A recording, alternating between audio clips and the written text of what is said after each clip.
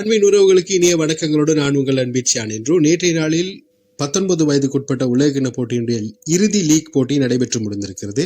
New Zealand மற்றும் இந்திய அணிகள் மோதிக்கொண்ட இந்த முக்கியமான போட்டியில் நேற்றைய நாளில் இந்திய அணி மிகப்பெரிய வெற்றி ஒன்றை பெற்றிருக்கிறது. 16வது இடத்தை தீர்மானிக்கும் இன்னொரு போட்டியாக தன்சானியா மற்றும் ஜப்பானிய அணிகளுக்கு இடையிலான போட்டியும் நடைபெற்றது.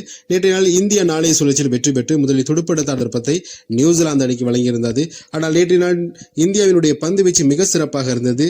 இதன் காரணமாக நியூசிலாந்து அணி 37 ஓவர்களுக்குள் சகல விக்கெட்டுகளை இழந்தார்கள். 135 ஓட்டங்களை மாத்திரமே பெற்றுக் கொண்டார்கள். நேற்றைய நாளில் மழை குறுக்கீட்டின் காரணமாக போட்டி தாமதமாகவே ஆரம்பிக்கப்பட்டது. இதற்கிடையில் நியூசிலாந்தின் சார்பாக அதிகபட்சமாக ஓட்டங்களை குவித்தவராக நேற்றைய நாளில் சாம்சன் மாத்திரம் 37 ஓட்டங்களை பெற்றுக் கொடுத்தார். முதல் நிலை வீரர்கள் அனைவரும் சொற்ப ஓட்டங்களுக்குள் ஆட்டமிழந்தார்கள். இந்திய அணியுடைய பந்து வீச்சு மிக சிறப்பாக இருந்தது. அப்ரிஷ் மாத்திரம் நேற்றைய நாளில் 8 ஓவர்கள் பந்து வீசி 29 ஓட்டங்களுக்கு 4 விக்கெட்டை கைப்பற்றிக் கொடுத்தார். அதே வேளையிலே பட்டேல் 23 ஓட்டங்களுக்கு 3 விக்கெட்டுகளை கைப்பற்றிக் கொடுத்தார். இதன் காரணமாக இந்திய அணிக்கு வெற்றி இலக்காக 135 இருந்த போது 13.3 ஓவர்களில் 130 ஓட்டங்களை பெற்றிருந்த வேளையில் 3 விக்கெட்டுகளை மாத்திரமே இந்திய அணி இழந்திருந்தது. இந்த இலக்கை அடைந்திருந்தார்கள். நேற்றைய நாளில் அணித்தலைவர் மாத்ரே 53 ஓட்டங்களை 27 பந்துகளில் பெற்றுக் கொடுத்தார். 2 ஓட்டங்கள் 6 ஓட்டங்கள் அடங்கலாக. அதே வேளையில் சூரியவன்ஷி 40 ஓட்டங்களை பெற்றுக் கொடுத்தார். 23 பந்துகளில் 2 ஓட்டங்கள் 3 ஓட்டங்கள். இவர்கள் இடையில் தான் இணைப்பாட்டம் ஒன்று புரிந்து கொண்டது. இதன் காரணமாக வெற்றி இலக்கை மிக சிறப்பாக அடைந்து கொண்டது இந்திய 19 வயது அணியினர். அடுத்த கட்ட போட்டிகள் நடைபெற இருக்கின்றன. எதிர்வரும் சூப்பர் 6 போட்டிகள் ஆரம்பிக்கப்பட இருக்கும். இந்த சூழலில் ஜப்பான் மற்றும் தன்சானியா அணிகளுக்கு இடையிலான போட்டியில் நேற்றைய நாள் ஜப்பானிய அணி மிக சிறப்பான வெற்றி ஒன்றை பதிவு செய்து கொண்டது. ஜப்பான் அணியினுடைய முதலில் துடுப்படுத்தாடிய தன்சானியா அணி 131 ஓட்டங்களுக்குள் சகல விக்கெட்டுகள் இழந்தார்கள். 38.3 பந்து வீச்சுகளே. பதிலுக்கு துடுப்படுத்தாட வேலைய ஜப்பான் அணி 28.2 பந்து வீச்சுகளில் 136 ஓட்டங்களை பெற்றுக்கொண்டது. இதில் நேற்றைய நாளில் மிக சிறப்பாக செய்திருந்தார் பர்மர். நேற்றைய நாளில் ஜப்பான் அணிக்காக பந்து வீச்சில் 30 ஓட்டங்களுக்கு 4 விக்கெட்டுகளையும் துடுப்பாட்டத்தில் 53 ஓட்டங்களை பெற்றுக் கொடுத்து ஜப்பான் அணியினுடைய முதலாவது வெற்றியை 19 வயதுக்குட்பட்ட உலகக்கிண்ண தொடரில் வெற்றி பெறுவதற்கு மிக முக்கியமான காரணியாக நேற்றைய நாளில் அவர் இருந்தார்.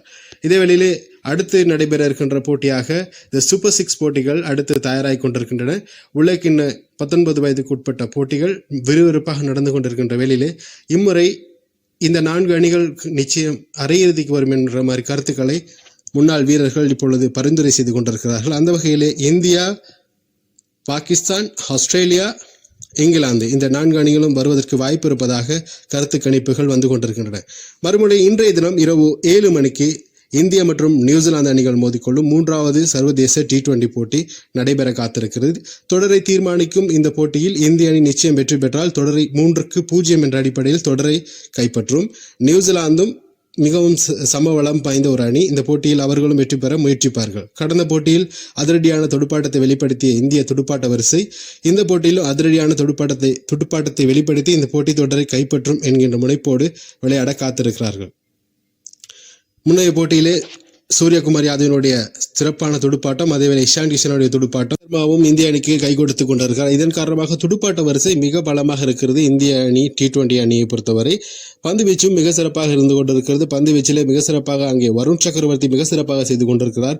இந்த போட்டியில் நியூசிலாந்தை வெற்றி பெற்றால் தொடரை 3-0 என்ற அடிப்படையில் கைப்பற்றுவதற்கு இந்தியாவுக்கு ஏதுவாக இருக்கும்.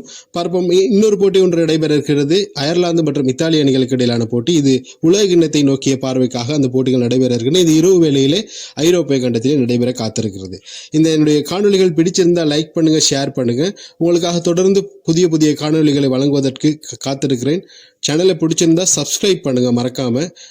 மற்றும் ஒரு பதிவில் உங்களை சந்திக்கிறேன். நன்றி, வணக்கம்.